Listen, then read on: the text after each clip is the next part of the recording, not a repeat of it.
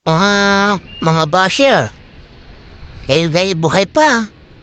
Ah, Musta na kayo? Kayo lahat. Ano, babar sa akin? Ah, nagpapa, papaawa sa inyo. Walang katutulan ng inyong mga ginagawa. Baka kayo hindi patutunguhan ang ginagawa ninyo. Mga basher kayo.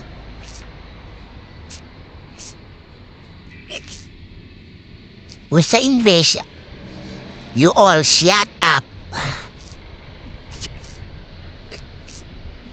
Ako'y gumagawa ng video. Ako gumagawa ng video kahit hindi yapin.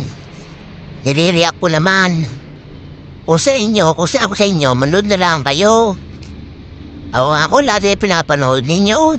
Yung sinasabi ang yung pinakikinggan. O nanonood na lang kayo ng video ng aking iniidolo. Hindi yung magpa-comment kayo kung anong-ano.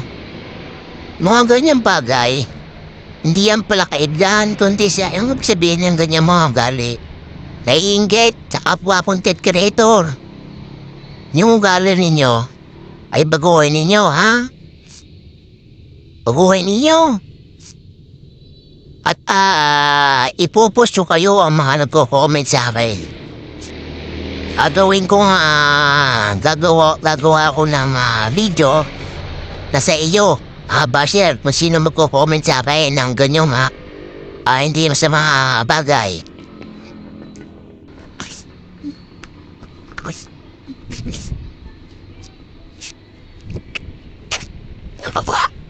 Ano? Hindi. Kung ako sa inyo, iba-ibahin nyo ng estilo ninyo. Mga basher kayo. Ilan man sa inyo ang basher ko ilan? Pag-post ko ito mamaya, pag nag-post ako ng aking iniidolong video, rinangaan kong video, ay nag-react na naman kayo. Sigurado yun. O sa inyo, ay wag na kayo mag-comment. Ilan beses yung sinasabi sa inyo, wag na kayong mag-comment. Ano na lang kayo, mag-nood na lang kayo ng video ng aking inahangaan.